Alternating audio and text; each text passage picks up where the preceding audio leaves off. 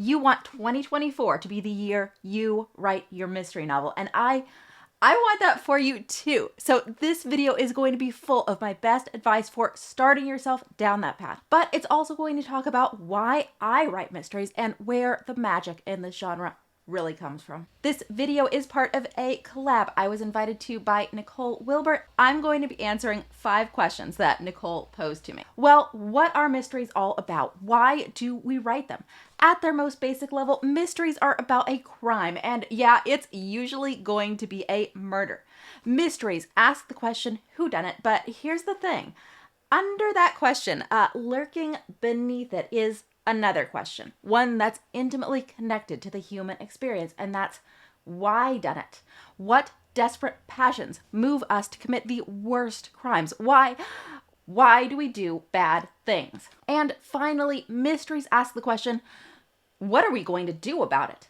This is the point of mysteries. It's the thing that drives people to them again and again. Justice, the need to see evil vanquished and the world set to rights. So just as a romance must resolve the love story in a satisfying way, mysteries must resolve the question of justice in a satisfying way. 99.9% of the time, we need to see the killer get caught. And in the other rare cases, we need to understand why them not being caught is actually the most just outcome possible. Why do I love to write in the mystery genre? Okay, so many reasons, but one of them is that in mysteries, I feel like I get to really talk about things that are important to me. Things like, again, justice, but also mercy and sacrifice and the ripple effects that evil doing causes within a community. And I get to talk about it in a way that is extremely organic and never takes away from me writing a rip-roaring good story. In mysteries, the right and the wrong of it all. Well, that's what the plot is about, and it allows us to tell some beautiful stories about human nature, about the best and the worst of us. Okay, now this point is less philosophical, but no less important to me. I also love mysteries because they make amazing backdrops to other stories. There is just no drama like dead body drama, and it tends to enhance everything else going on. Love stories, sci-fi adventures, coming of age stories. In my mind, they're all elevated and made more gripping by a little bit of mystery. My own genre is cozy mysteries because I love the combination of mystery, romance, and humor. It is my perfect combo. It is my secret sauce. But your secret sauce might be mystery, history, adventure, or mystery, horror, suspense, whatever it is, this part, the mystery. There's just something about this part that pulls readers in and pulls them along. If you want to become an amazing mystery writer, I'm going to recommend that you become a student of classic mystery shows. Shows like Murder, She Wrote, Columbo, and Remington Steele.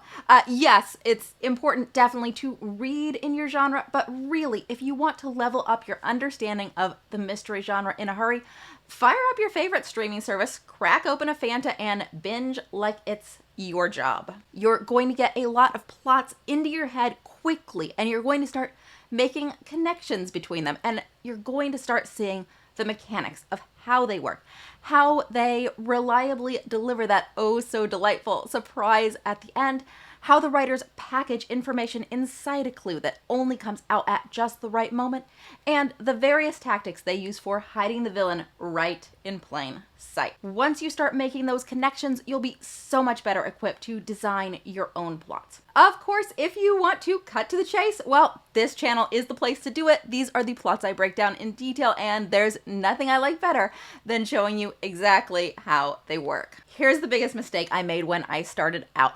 I did not plan my mystery. I came up with an interesting victim, a cast of colorful suspects. I started writing and I got myself into a lot of trouble. You're probably familiar with the terms plotter and pantser. That is someone who plans out their book and someone who writes it by the seat of their pants. Well, I'm not going to say that you can't pants a mystery. You can do it. But plotting and pantsing are different techniques, and as such, they have different drawbacks. And I do feel that mystery is perhaps a little bit less resilient to overcoming the pantsing drawbacks than some other genres might be.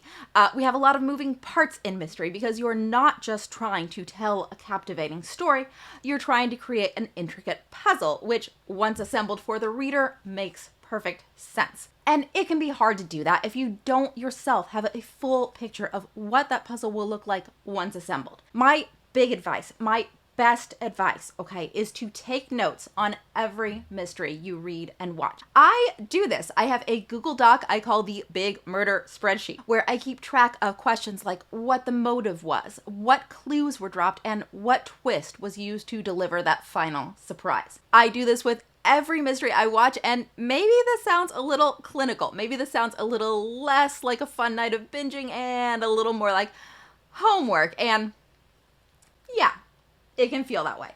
Until that is, I have some big epiphany. Until I come to a greater understanding of how to slowly unravel my villain's narratives or how to deliver the final clue that seals his fate. That's when I know it's all worthwhile, and that's usually when I have a new video to share with all of you. If you're all fired up to write a mystery, I'm going to suggest you start by watching this video, which is going to tell you everything you need to know about how to twist your plot. I hope 2024 is an amazing year for you and your writing, and I hope that I can help you along the way.